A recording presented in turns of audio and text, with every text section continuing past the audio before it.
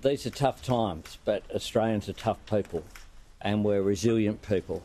I've spoken this morning again, been in contact with Queensland, with New South Wales. I spoke with the Mayor of Lismore, Steve Krieg. He spoke about what a tough night he's had with himself and his partner. They are still in recovery mode. They've had hit after hit after hit there in that local community. But they are tough.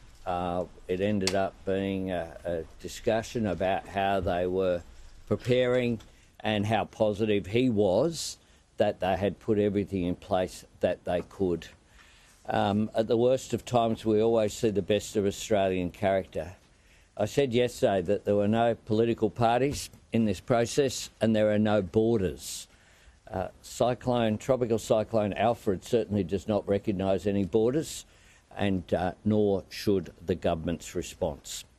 And that is why I know that Premier Minns and Premier Crisafulli are in lockstep as well going forward, as are the three levels of government working together, and through the national coordination mechanism out of here, we are assisting with the coordination as well of the private sector as well as the Commonwealth government response. So that includes supermarkets, telcos, banking, freight companies, all of the organisations which will play a role, first in preparedness, then in dealing with the impact of this cyclone, and thirdly in the recovery period which will occur. My message to people, whether they be in South East Queensland or Northern New South Wales, is we are there to support you. We have your back. We respect the work that you are doing in your preparedness, and we know that this is tough times, and that's why every Australian, regardless of where they are in this great country of ours, is thinking of you over the coming period. As Joe indicated, there's been a significant update in where we were from this time yesterday. This time yesterday, it was anticipated that the cyclone would cross into the territory. Land crossing would occur in the early hours of tomorrow morning. It's now anticipated, because it has slowed up somewhat, that will now be at a later time. That's not all good news. It is important to stress it is still anticipated this will cross into land and will reach landfall. It will just do it later. And a risk is, of course, that in slowing up that it increases in its intensity, but at this stage it is still predicted to be Category 2 as it crosses onto land. It is expected to make an impact on Friday. We expect three separate hazards: storm surge and high tides along coastal communities and severe winds as Alfred approaches the coast.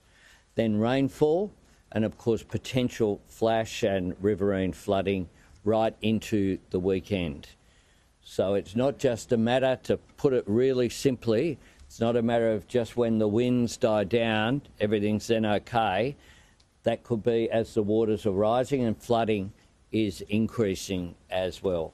More than 660 schools are closed across South East Queensland, and more than 280 schools are closed across northern New South Wales.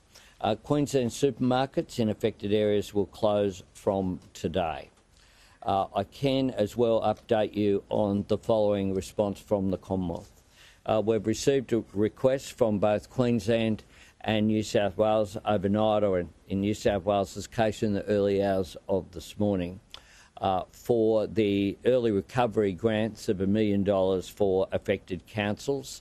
I'll sign off on those at Parliament House immediately this finishes, and that money will be on its way. That's important, so that immediately there's not a process of there's a road issue that's been damaged by waters, and then we have a process of the bureaucracy dealing with these things. The money's on its way so that the work can continue absolutely immediately. We want to make sure that as soon as recovery work is physically possible, it gets underway. We've delivered 310,000 sandbags into Brisbane for distribution across councils, and there is more on their way. 60 ADF personnel and 30 high-clearance vehicles are being pre-positioned to go to Queensland to support police and SES volunteers as we move to the recovery phase. They will door knock to identify and support at-risk people. We have approved, in addition to that, 2 ADF search and rescue choppers to support Queensland post-crossing. Yesterday, we pre-positioned heavy lift helicopters from our National Aerial Firefighting Fleet. A Sikorsky S-61 is being deployed to Coffs Harbour, and a UH-60 Black Hawk is being pre-positioned in Bundaberg. We have activated the Australian Government Disaster Response Plan, a crisis coordination team which will operate out of here. I intend operating out of here for coming days. Is probably the best place I can be to make sure that there is seamless activity between New South Wales and Queensland. So put in your diary, this time tomorrow, I intend to be here again, but if need be, as required, if there's a further update required, then I'll do that this afternoon. The National Coordination Mechanism is providing support, and importantly, we have people from NEMA there in the meeting where I was yesterday in Queensland, similarly in the New South Wales coordination as well. So there is really, having seen firsthand the seamless coordination which is there, is something which unfortunately there's been a lot of experience with these events, and it does show that has occurred.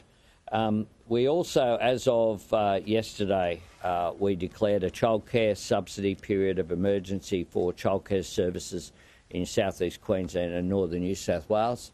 That's essentially about making sure that the childcare centres are not financially disadvantaged, as well as, of course, then that flow through into people.